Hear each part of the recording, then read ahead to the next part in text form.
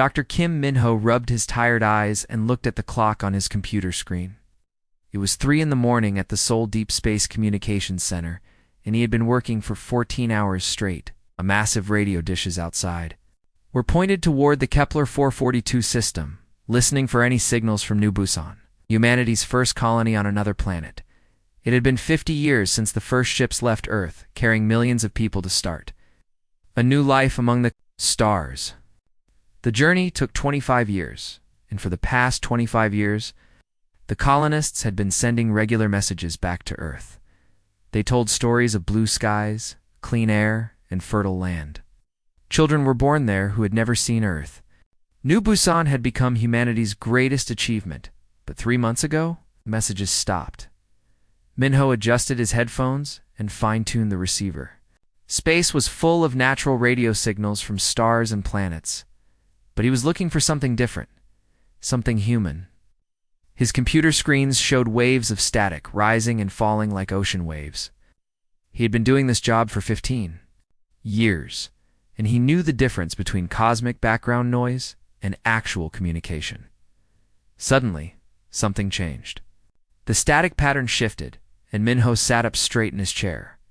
There was a signal buried in the noise.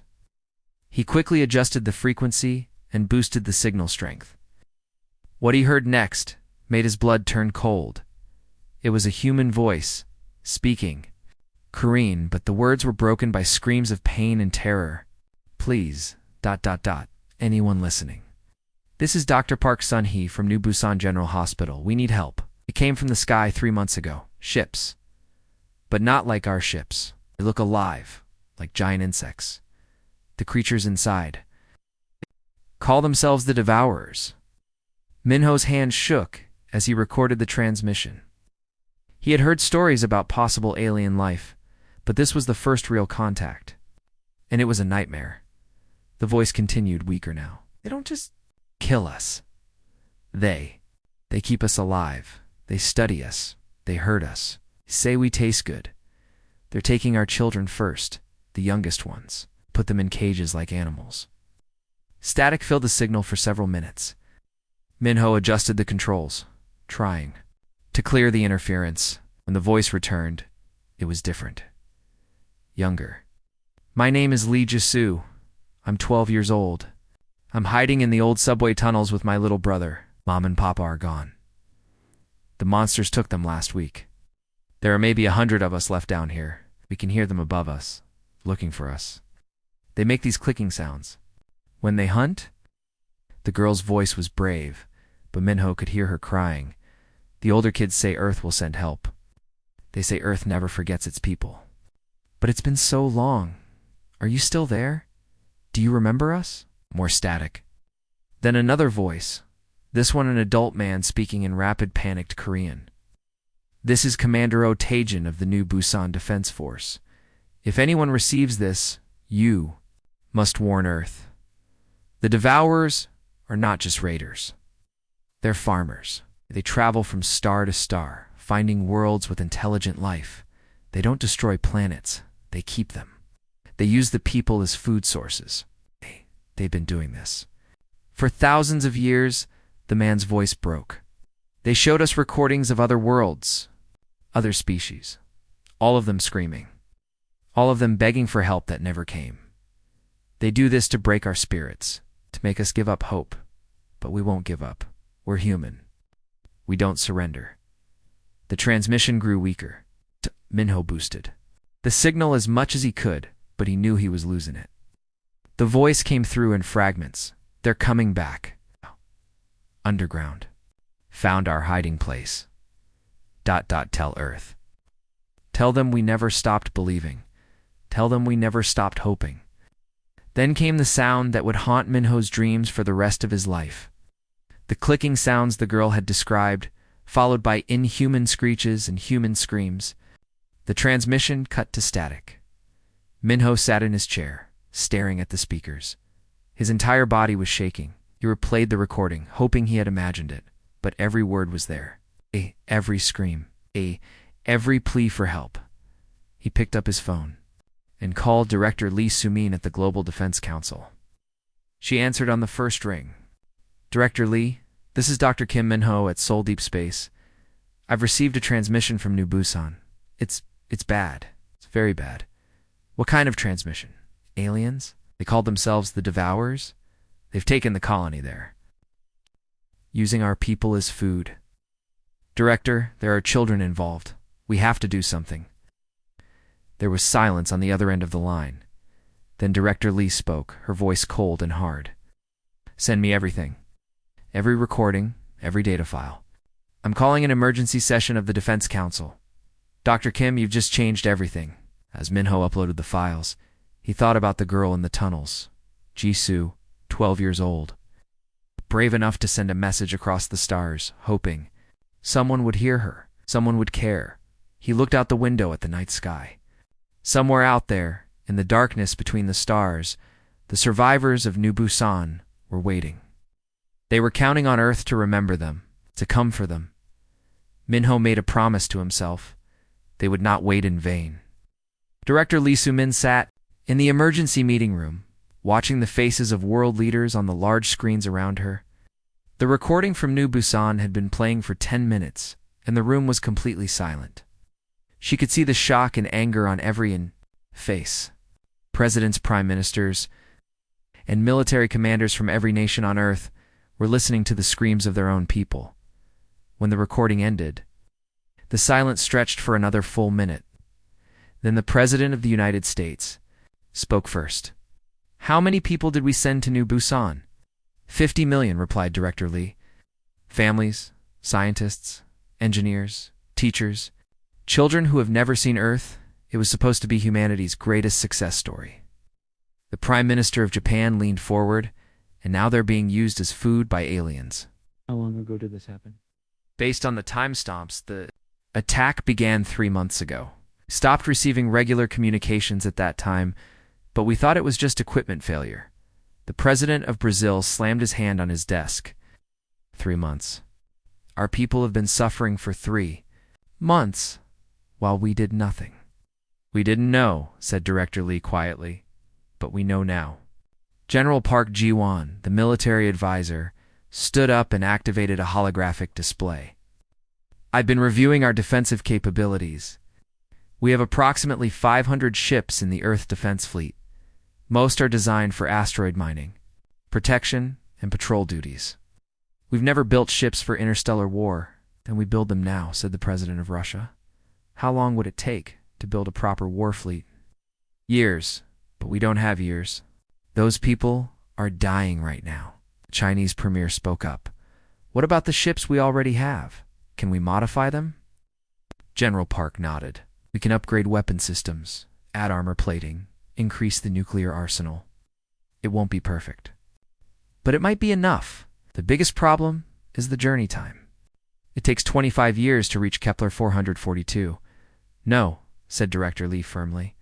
We've been working on new engine technology. It's Project Lightspeed. We can cut that time down to 6 months. The room erupted in surprised voices.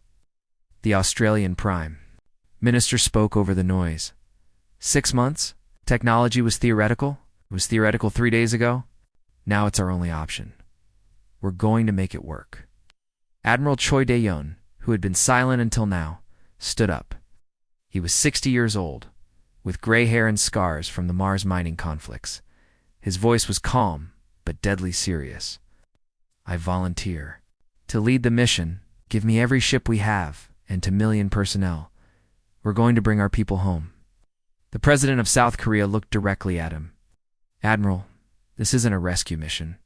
Based on what we heard, most of our people Are probably already dead. This is a revenge mission. Good, said Admiral Choi. Because after listening to that recording, revenge is exactly what I want. Director Lee activated another display showing images from the colony's last transmission before the attack. Pictures of families, children playing in parks, couples, getting married under alien stars. New Busan had been beautiful. It had been peaceful. It had been home to 50 million human beings. The Devourers made one critical mistake, she said. They think we're just another species to be harvested. They don't understand what it means to be human. They don't understand that we never abandon our own. The Canadian Prime Minister raised his hand. What about the cost? Operation will bankrupt every nation on Earth. Money? The president of Nigeria laughed bitterly. You're worried about money?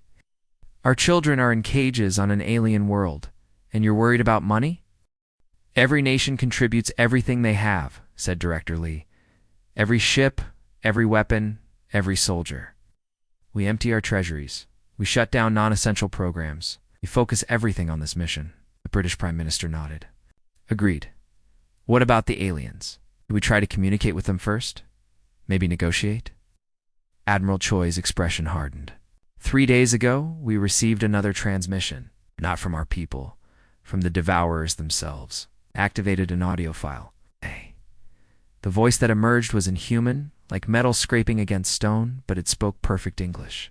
Humans of Earth, your offspring provided excellent nourishment. Their fear enhanced the flavor significantly. We require your world next.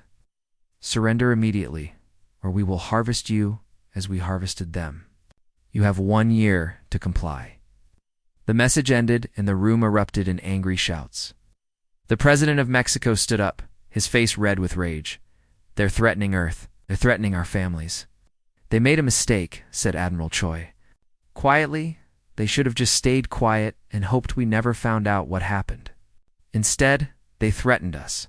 They declared war on humanity. Director Lee looked around the room at the faces of Earth's leaders. 3 days ago, these people had been arguing about trade disputes and border conflicts. Now they were united by something stronger than any political alliance. They were united by human fury. The vote is simple, she said. Do we authorize Operation Homecoming? Do we send our fleet to Kepler 442?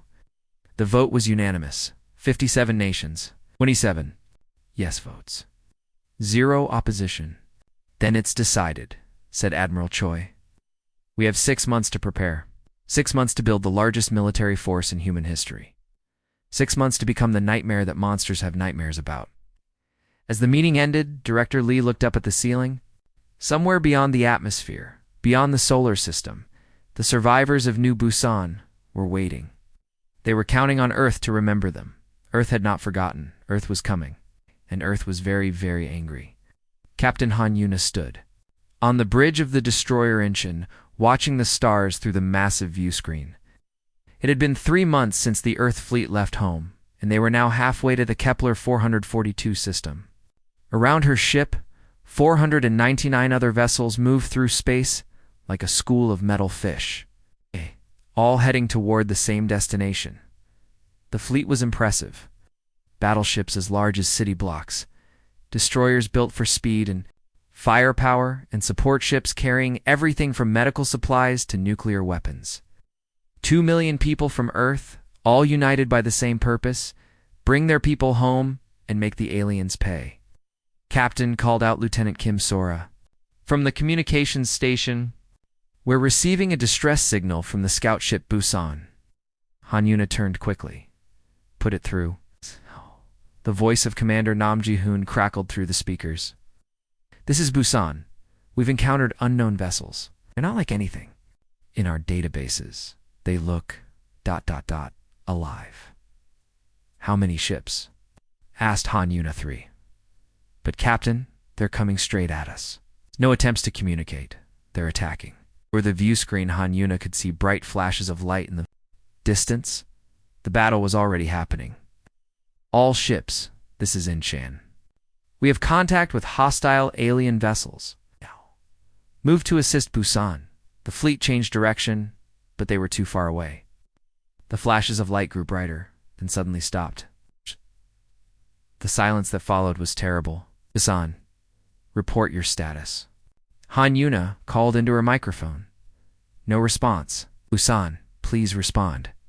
Still nothing. Admiral Choi Daeon's voice came through the fleet-wide communication system. This is Admiral Choi. We've lost contact with the Busan. All ships maintain alert status. We are now in enemy territory. 2 hours later, the fleet reached the location where Busan had been. There was nothing left but floating debris and a strange green liquid that their sensors couldn't identify. The alien ships were gone. Reported Science Officer USE Ojin, I'm detecting unusual energy signatures in the debris. Whatever weapons they used, they're not based on any technology we understand. Han Yuna studied the green liquid floating outside her ship. It looked almost like blood, but it glowed with its own light. Could this be from the alien ships? Possible. If their ships are biological rather than mechanical, this could be their equivalent of blood or fuel. Biological ships. Han Yuna had heard theories about such things, but seeing the evidence was different.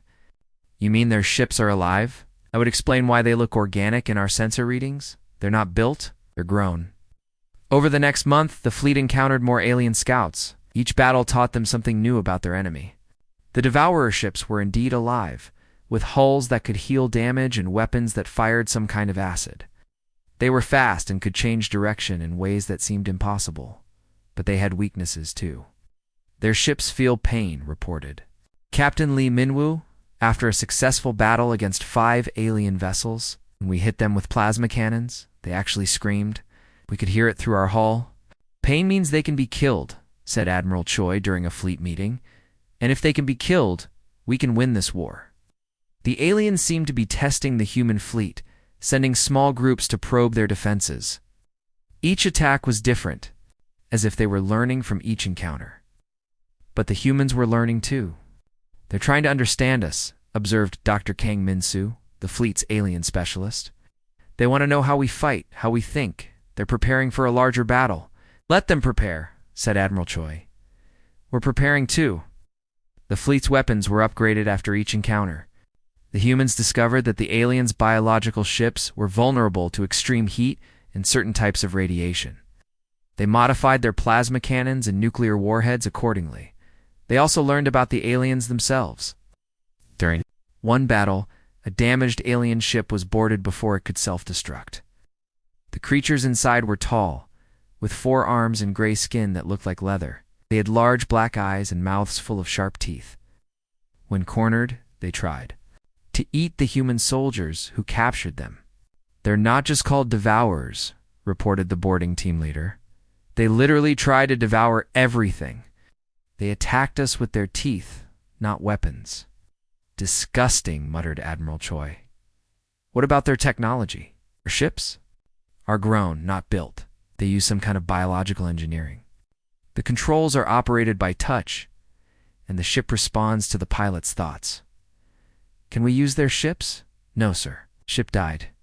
When we killed the pilot, they're connected somehow.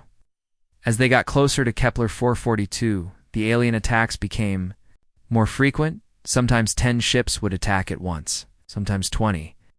The human fleet fought back with increasing skill and anger. They were no longer just defending themselves, or hunting. Every ship we destroy is one less ship that can hurt our people, Han Yuna told her crew after their 15th victory. Every alien we kill is justice for what they did to New Busan.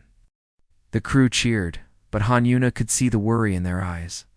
They had been fighting for months, and they still hadn't reached their destination.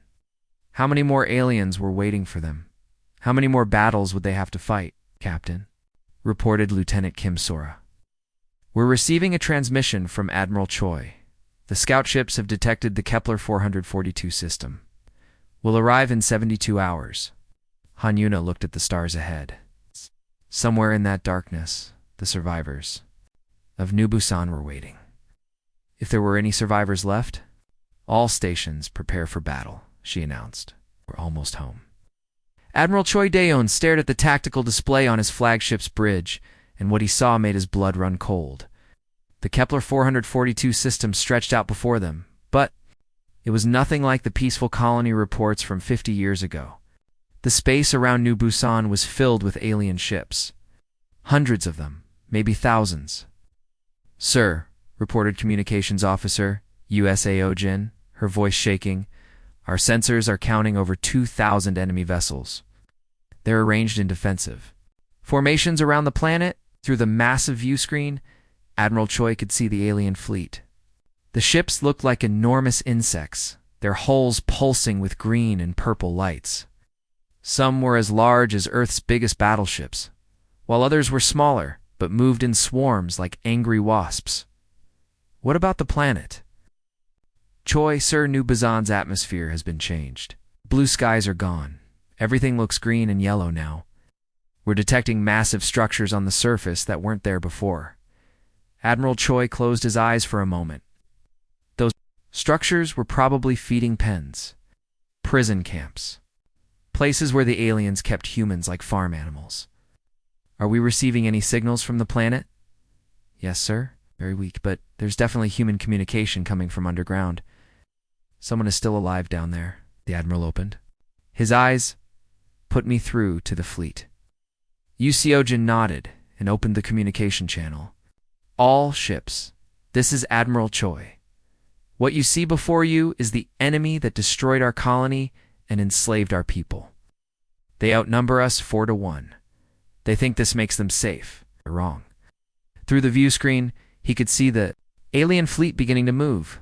They were forming into attack formations, clearly preparing to destroy the human fleet before it could get close to the planet. Sir, reported Captain Han Yuna from the destroyer Inchen, we're receiving a transmission. From the alien fleet, they want to talk. Put it through. The voice that filled the bridge was horrible. It sounded like metal scraping against glass, but it spoke perfect Korean. Human Fleet Commander. You have traveled far to die. We offer you one chance. Surrender now, and we will make your deaths quick. Your people on the planet below took months. To break, you could join them in our feeding pens, or you could die clean in space. Choose. Admiral Choi looked around his bridge at the faces of his crew. They were angry. They were scared. But they were ready to fight.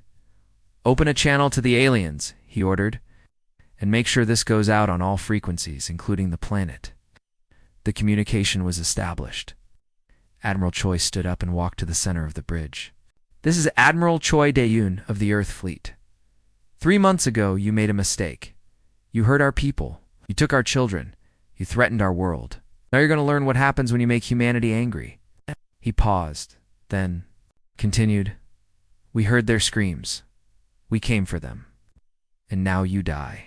The communication ended, and immediately the space around them erupted in light and fire. The alien fleet attacked with everything they had. Thousands of energy beams and bioweapons filled the darkness between the stars. But the human fleet was ready. They had spent months preparing for this moment. Their weapons had been upgraded, their tactics perfected through dozens of battles. During the journey, all ships execute attack pattern Delta, ordered Admiral Choi. Target their command ships first. The human fleet spread out in a formation that confused the aliens. Instead of meeting them head-on, the Earth ships moved in 3 directions at once, surrounding the alien force. The aliens had superior numbers, but the humans had superior strategy. Captain Han Yuna's destroyer Inchen led a group of smaller ships in a direct assault on the alien center. Their plasma cannons fired continuously, turning alien ships into clouds of green steam. The biological vessels screamed as they died, sounds that could be heard through the hulls of nearby ships. Their ships are panicking, reported Lieutenant Kim Sora. When we kill one, the others around it become confused. They're connected somehow. Admiral Choi smiled grimly. Then we use that against them. Target the largest ships. When they die, the smaller ones will lose coordination. The battle raged. For hours. Human ships were destroyed, taking thousands of brave souls with them. But for every human ship lost, 10 alien vessels were obliterated. The humans fought with a fury that the aliens had never encountered before. Sir called out a tactical officer. We're detecting explosions on the planet's surface. Our Marines have landed and are engaging ground forces. Major Song Hyok's voice crackled through the communication system. This is Ground Team Alpha. We've breached the underground shelters. We have survivors. Repeat, we have human survivors. The news spread through the fleet like electricity. Their people were alive, some of them at least. The humans fought even harder, driven by hope and rage in equal measure. Admiral reported Captain Han Yuna. The alien fleet is breaking apart. They're trying to retreat. Don't let them, ordered Admiral Choi. Not one ship escapes. They wanted to harvest humanity. Now they get to see what humanity harvests. The final phase of the battle lasted 12 more hours. When it was over, The space around New Busan was filled with floating alien debris. 2,000 alien ships had been reduced to scrap metal and green liquid. The human fleet had lost 97 ships, but they had one. "Sir," reported Communications Officer Yu Seojin, "Major Song is requesting immediate medical support on the planet. He says we need to see what they did to our people." Admiral Choi nodded. "Send everything we have, and prepare the hospital ships. Something tells me we're going to need them." The battle was won. But the war was just beginning. Dr. Kong Minsu stood in the doorway of the underground shelter, his medical scanner in his hands, and tried not to cry. The room was filled with human survivors, but they barely looked human anymore. Months of torture and starvation had turned them into walking skeletons. Children who should have been playing were huddled in corners, their eyes empty and afraid. "How many?" asked Major Song Hyok, the Marine commander who had led the rescue mission. 50,000, replied Dr. Kong. Out of 50 million colonists, only 50,000 are still alive. Major Song's jaw tightened. What about the others? Dr. Kong looked at his scanner readings. Based on what the survivors are telling us, the aliens used most of our people as food. They kept the healthiest ones for breeding, the children. Couldn't finish the sentence. The children what? The aliens said they tasted better. They ate the children first. Major Song turned away, his fists clenched. Around them, his Marines were helping survivors onto stretchers. Many of the rescued humans were too weak to walk. Others were so traumatized they wouldn't stop screaming. "Sir," called out Sergeant Park Jin-ho, "we found something you need to see." Major Song followed the sergeant deeper into the shelter. In a small room, they found walls covered with names. Thousands and thousands of names, written in small, careful handwriting. The survivors wrote down everyone who died, explained an elderly woman named Kim Young-hee. She had been a teacher before the attack. We didn't want Earth to forget them. We wrote their names so someone would remember. Major Song read some of the names. Lee Ju-soo, age 12. Park Sun-ho, age 8. Choi Min-ji, age 5.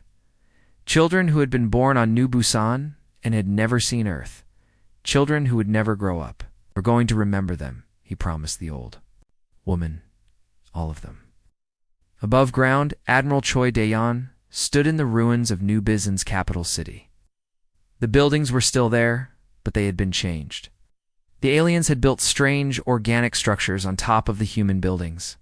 These were the feeding pens, where they had kept the colonists. Admiral reported Captain Han Yuna, "The medical ships are ready to receive the survivors. We should be able to evacuate everyone within 6 hours." Admiral Choi nodded. "What about the planet? It's poisoned. The aliens changed the atmosphere to suit their needs. It would take decades to make it livable for humans again." Admiral Choi looked up at the green sky. This had been humanity's first successful colony. Families had come here to build a new life. Children had been born here. Now it was a graveyard. "Sir," called out Communications Officer USIO Jin. "We've captured several alien survivors. They're requesting to speak with you." Admiral Choi was surprised. "Survivors? I thought we killed them all, most of them, sir. But a few were trapped in damaged ships. They're badly injured, but they're still alive." Admiral Choi followed her to the temporary prison the Marines had set up. Inside a reinforced cage, 3 aliens sat on the floor. They were tall and gray with large black eyes and sharp teeth. Even wounded, they looked dangerous. One of them spoke in broken Korean. "Human Commander, you have won this battle, but you have not won the war. There are thousands of worlds like this one. Thousands of species we have harvested. Your victory means nothing." Admiral Choi studied the creature. "How long have you been doing this?" 10,000 years. We travel. From star to star, taking what we need. Your species is not special. You are just food." "You're wrong," said Admiral Choi quietly. "We're not just food, we're human, and humans don't forget." The alien laughed, a sound like breaking glass. "You cannot hunt us across the galaxy. There are too many of us, too many worlds. You will never find us all." Admiral Choi smiled, but it wasn't a pleasant smile. "Watch us. 6 hours later, the last of the survivors were loaded onto the medical ships. Dr. Kang Minsu sat with a young girl named Li Juye, one of the few children who had survived. She was only 8 years old, but her eyes looked much older. "Are we really going to Earth?" she asked. "Yes," said Dr. Kang. "You're going to see blue skies and clean air. You're going to be safe. What about the monsters? Will they follow us?" Tak Kong looked out the window at the human fleet. 500 ships, armed with the most advanced weapons Earth could build? No, the monsters are gone, and they'll never hurt anyone again. Admiral Choi stood in the communications center of his flagship, preparing to send a message across the galaxy. The alien communication networks had been captured intact, which meant his words would reach every corner of known space. "This is Admiral Choi Dae-yoon of the Earth Fleet." He spoke into the microphone. 3 months ago, species called the Devourers attacked our colony world of New Busan. They killed 50 million human beings. They tortured our children. He paused, looking at the list of names the survivors had written on the shelter walls. 50 million names. 50 million people who would never go home? They were wrong. We heard their screams. We came for them. The Devourers are extinct. Every ship, every creature, every trace of their species has been eliminated. The message was being transmitted to thousands of worlds, reaching species that had never heard of humanity before. If any other species thinks to harm a human being, remember this day. We will find you. We will hunt you across the galaxy. We will show you what it means to face a species that never forgets and never forgives. The transmission ended. Around him, his crew was already preparing for the journey home. But Admiral Choi knew they wouldn't be staying on Earth for long. The interrogation of the alien survivors had revealed the locations of dozens of other worlds where the Devourers had built bases. Earth was building a new fleet, a bigger fleet. The hunt was just beginning.